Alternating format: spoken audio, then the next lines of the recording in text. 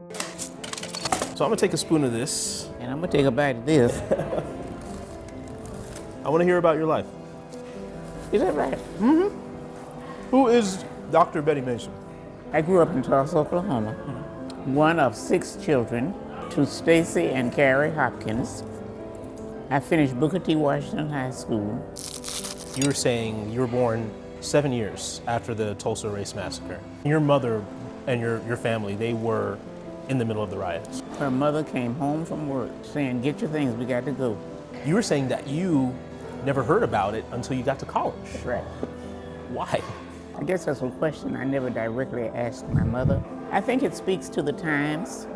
I think it speaks to the level of fear and discomfort that our people had at that time. I think it also speaks to how strongly they worked to get out from under that kind of atmosphere. I had a great time in Tulsa.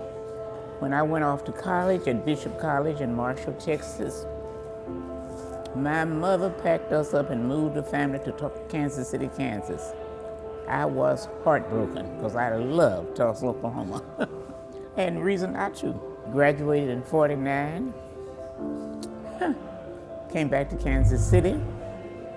I taught school in Kansas City, Kansas public schools, 4th grade for 1 year. Married a guy I'd met in college, moved to Dallas, Texas. And I think it was in Dallas when race became a factor. The personnel director or the superintendent, one or the other, told me, "These schools are turning out too many Negro teachers. We can't hire them all. You are not from Texas." So I became a secretary in an elementary school. Kansas City, Missouri had just gotten a new personnel director. And he has encouraged us to help get some more minority teachers in this school district. He said, "Betty, I thought about you. You need to be over here teaching school." I said, "Okay, what do you want me to do?" So I went to Kansas City, Missouri and started teaching school. So you could not keep away from education. That was That's your right. thing. I want to talk about your work here in Oklahoma. I came back and I ultimately became superintendent of Oklahoma City. Oklahoma City Public Schools here. I passed an $89 million bond issue, which was the largest bond issue that had ever been passed in the state of Oklahoma. Class in SAS. It's because of you. Right. How did that come about? I had a granddaughter in a middle school getting ready to go to a high school.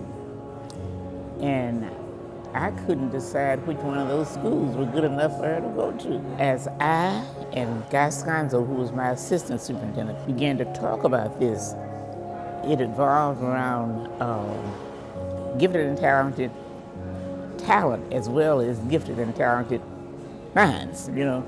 And so we came up with this class in school of advanced studies. So when we were running the bond issue, that was one of the components in it, to have this SAS school. People ate it up, and it went well. It was registered the 13th most progressive high school in the United States. What was your number one takeaway? What was the biggest thing you learned when it comes to education? I think the biggest thing that I learned in all that experience was we misjudge our children.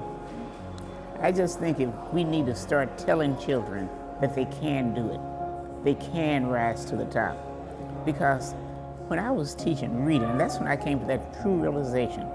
When I was teaching reading, I was telling these kids, "Don't you know you can read this? It's ain't nothing, you know? Come on here, let's start right here." And I would put the names of things on things in the classroom, like chair, book, blah, blah, blah, blah, blah, blah, blah, you know? And I said, this is not hard to do. You just haven't tried hard enough. I'm telling you, I had parents to come and see me. I had one woman come and cry on my shoulders, telling me how much I had helped. I think that's the major thing that I learned. It's there. Yeah. Give the children the confidence to do it. I gotta ask, so you're how old now, if you don't mind me asking? Oh, I'm 91, I'll be 92 in 30 days. 92 in 30 days. Happy early birthday. Thank you. No chance of you getting back into teaching. Oh no. I enjoy sleeping until 12 o'clock, too much for that.